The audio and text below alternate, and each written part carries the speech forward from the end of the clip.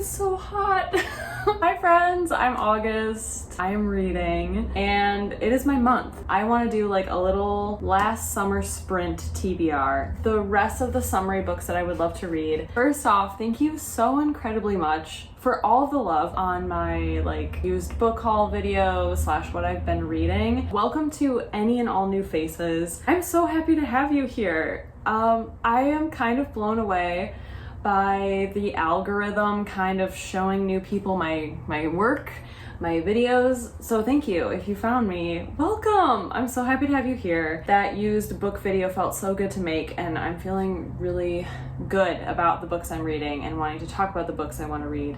And it's the last little bit of summer. It is like 100 degrees up here. I am so sweaty. Winston is right behind everybody and he is vibing because it's like 100 degrees. He is chilling. He feels so good. And I'm naturally a very like glossy person anyway, but it is really hot. It's very sweaty. So let's get into it. I don't really think I have a particular order here. I just kind of grabbed everything and just put it in a pile. This is my stack of books that I would love to read or just choose from in August. I mean, this is ridiculous. I can't read all of this in 1 month. It's going to be a really busy month for me, so this is not realistic in any sense, but just so I have options, I want to have like a little TBR pile and I can pick and choose as I please. Let me reconfigure this for a second because some of this does not make sense at all. Okay, so if you saw my video, my last video that I came out with, I do have quite a few of those books in this stack because when you find a book that you bring home, you just want to read it right away, at least for me, and then the longer it stays on my shelves, the less likely I am to read it. So I want to just hop right in. I would love to read Franny and Zoe by J.D. Salinger. It is short, it is a classic, it is so beautifully aged and old, and this edition is gorgeous. And it's just like pocket size and I can put it in my little bag and I can go to the beach and whatever. Like a coming of age modern classic, I think that'd be really fun. So yeah, that's the first book. Okay, this next book has been on my TBR for several years. I think I got it like maybe 2 or 3 years ago. It has been specifically on like my August TBR. I feel like August, like July or August are the only months that I could read this book, specifically August. It's with my synesthesia. There's no rhyme or reason for it, but synesthetically it makes sense. I need to read this in August, like a hot summer month, and that is Dog Eaters by Jessica Hagedorn. This is a gnarly cover. Gnarly nasty, love it. This novel takes place in Manila, and I do believe this author is from the Philippines. It is a world in which American pop culture and local Filipino tradition mix flamboyantly, and gossip, storytelling, and extravagant behavior thrive. A wildly disparate group of characters, from movie stars to waiters, from a young junkie to the richest man in the Philippines, becomes caught up in a spiral of events culminating in a beauty pageant, a film festival, and an assassination. In the center of this maelstrom is Rio, a feisty schoolgirl who will grow up to live in America and look back with longing on the land of her youth. And this novel begins with, again, synesthetically, part 1, Coconut Palace. Obsessed. Then it opens up with a chapter called Love Letters. And it begins 1956. The air-conditioned darkness of the Avenue Theater smells of flowery pomade, sugary chocolate, cigarette smoke, and sweat. That's an August book. That is a hot summer. Like literally I am drenched in sweat right now. My forehead is so sudoriferous. Oh my gosh. My mascara will probably be dripping. This fits that vibe. And I'm kind of feeling like this might be the next book I read. I am contemplating. I don't know what book I want to read next. I just finished a book, so we gotta start one of these soon. And I'm kind of feeling like Dog Eaters would be an amazing start to the month. I would love to read this. So there's that.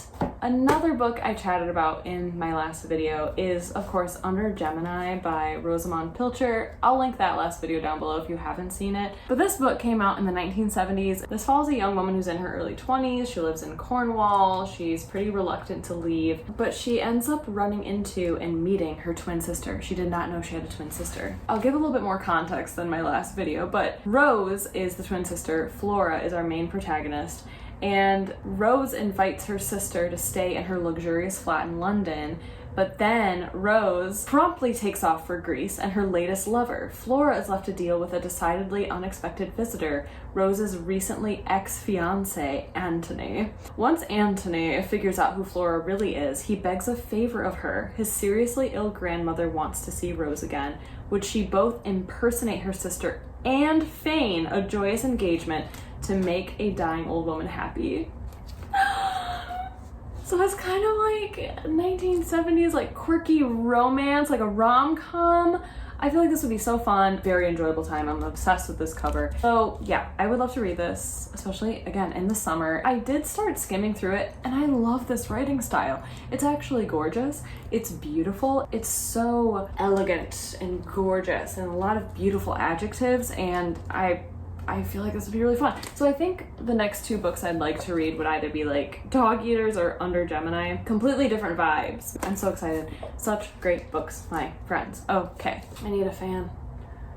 Okay, this next one is really hard for me to admit, but in April or May, I started reading The Picture of Dorian Gray by Oscar Wilde. I didn't finish it. I actually became quite bored. I know, crucify me. Like, hit me with a hammer, drop an anvil on my head, push me off a cliff. I know. I don't know if it's just, I really struggle with people giving me expectations of a book, and The Picture of Dorian Gray has like the highest expectations ever. People are so obsessed with this book. It's a classic for a reason. Like, everyone loves this. Everyone loves this. So it's really hard for me in my brain. As soon as someone hypes something up, it's ruined for me. It's so hard for me to get recommendations from people because I'm like, if you recommend it to me, I don't want it. Because already I'm expecting too much. I need to find something and know nothing about it and just be utterly surprised.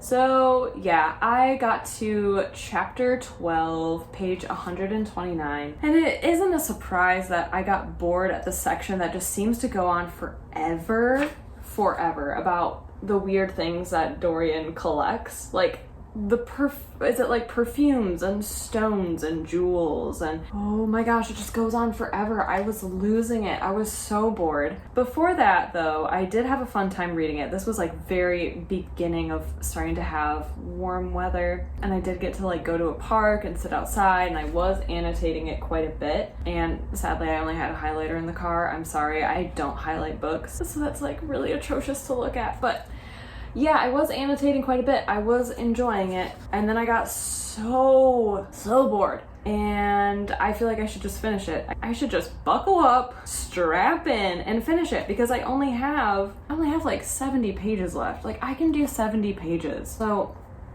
I feel like regardless, I have to do this. So yeah, Picture of Dorian Gray. Okie dokie. I would also love to read Haunted Lakes by Frederick Stonehouse. I read the prologue this morning, which is all about how this author was actually considering not publishing this book because he wants to be taken seriously as a historian of the Great Lakes. And that just made me so happy that he still went ahead and published this book. This is Great Lakes Ghost Stories, Superstitions, and Sea Serpents, which is all the folklore and folktales around the Great Lakes. And I want to read this. I want to read this so bad. This might be something that I read, you know, a chapter of a day, or read 10 pages of a day. Nothing, I'm not going to be sitting down and reading this cover to cover. Absolutely not. But I want to read this. I'm so interested in shipwrecks and spooky under the water things, bottom of the lake things. Ugh, I want to read this. So this, I was just gonna say this would be my nonfic pick of the month. I try to read at least one nonfiction book a month, but is this considered nonfiction? Kind of, sort of, technically. Maybe? I don't know. But I want to read it regardless, so I'm gonna make that happen. Another book that has been on my TBR for several years, probably in the summer. I'm a predictable person. I'm a freaking broken record, okay? I've been doing YouTube for several years, and I feel like this book has been on my summer TBR for a long time. And that is Twilight Sleep by Edith Wharton. I want to read this. This is a satirical novel about the Jazz Age. First published in 1927. Sex, drugs, work, money, infatuation with the occult, and spiritual healing. Oh, the extended family of Mrs. Manford is determined to escape the pain, boredom, and emptiness of life through whatever form of twilight sleep, quote unquote, they can devise or procure. And though the characters and their actions may seem more in keeping with today's society, this is still a classic Wharton tale of the upper crust and its undoing, wittily, masterfully told. Since I have now become a slut for satire, I must read this, and I feel like it would be so fun to read it this summer. So maybe I read this first. I don't know. But I love this idea of this wealthy, mega rich family who are just like so bored. I just imagine this like very languid, like, I'm in the chaise lounge, life is so boring, and I've got this palm frond, and I'm tired, and I have nothing to do. And then just becoming obsessed with like the occult and healing. I feel like that's something that's actually not that far off. Social media influencers who are really into the occult and spiritual healing, it's a thing, and I just really would. I'd love to read this. I feel like it would be so good. I read an Edith Wharton when I was in high school, maybe, just for fun, and I don't remember it very well, so I would love to really sink my teeth into one of her novels. So there's that. To spice things up, because I love short books, I would really love to read Herland by Charlotte Perkins Gilman. This is like an all-female feminist utopia, and it follows these three men who stumble upon this society, isolated somewhere in South America. Noting the advanced state of the civilization they've encountered, the visitors set out to find some males, assuming that since the country is so civilized, there must be men, quote unquote.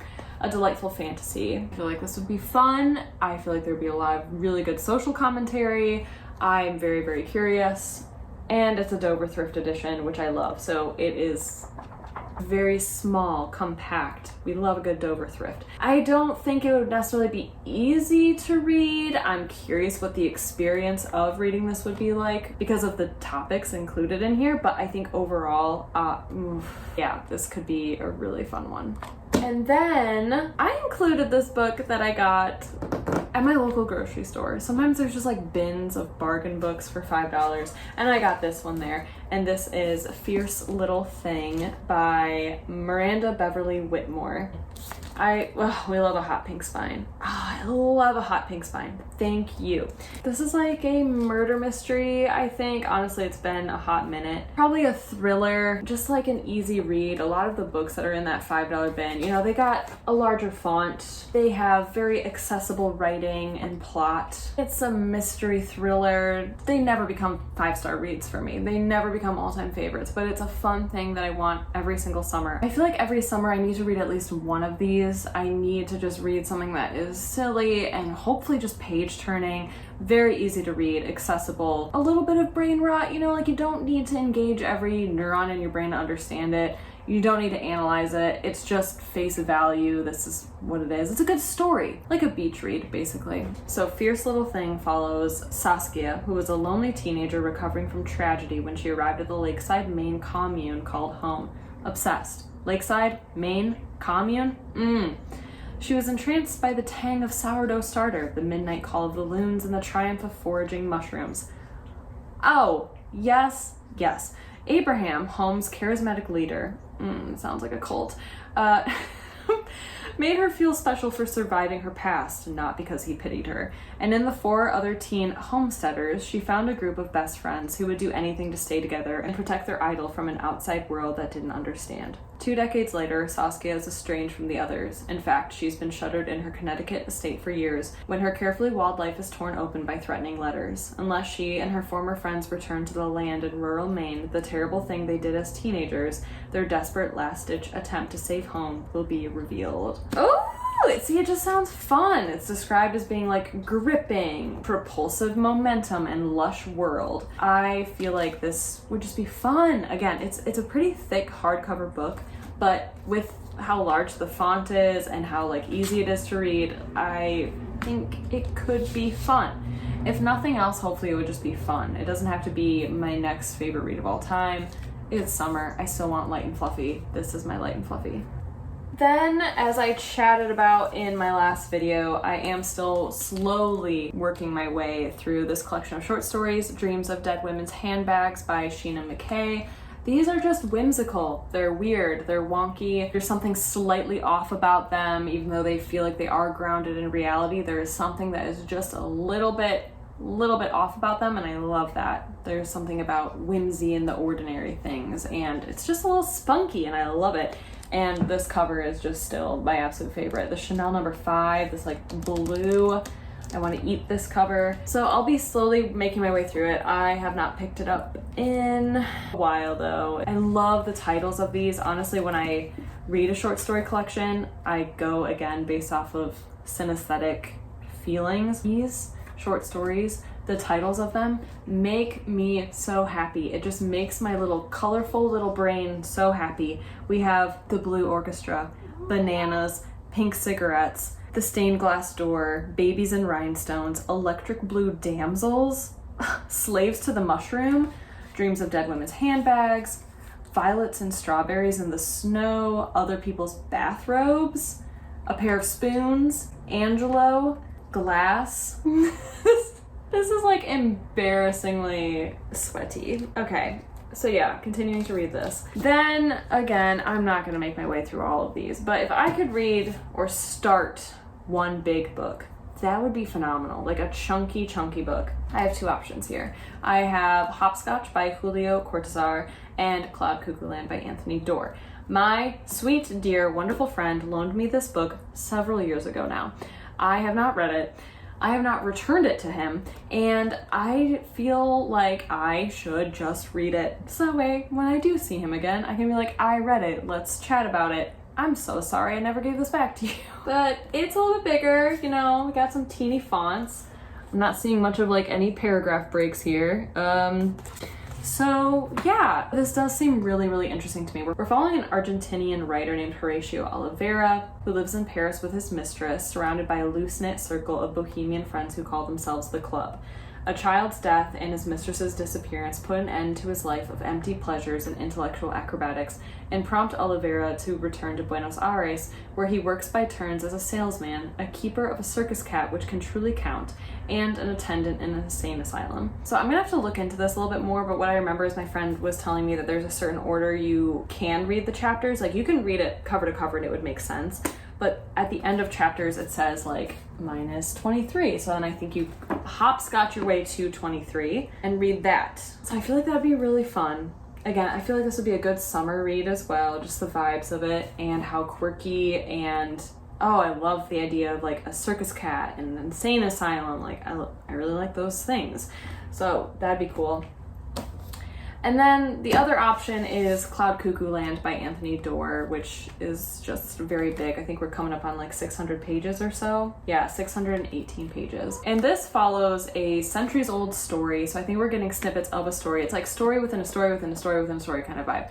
And we're following someone from like the 1500s, I believe, reading it.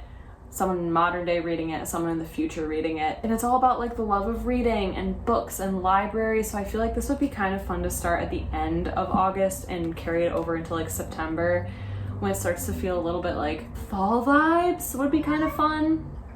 Oh, Winston. Oh my gosh. Okay, so that is my August TBR, my friends. I am sweltering. Once again, I'm not gonna be able to read all of these. There is no way. I'm traveling every weekend in August. And the one weekend that I'm not traveling, I have a friend coming in, like from California. So it's gonna be busy and it's gonna be amazing. And I have a lot of work going on in the month of August. Computer work, editing, but also traveling, photographing weddings. That's my job. If you did not know, I'm a wedding photographer, so I'm gonna be all over. But I can't wait to bring books with me. I can't wait to take you all with me and vlog my experience and hopefully find within this stack a 5-star read. That would be amazing. And definitely stay tuned for a vlog. I'm working on a vlog and I will be picking at least one of these books in that vlog to read next. So definitely stay tuned for a vlog, my friends. I'm really excited. Yeah.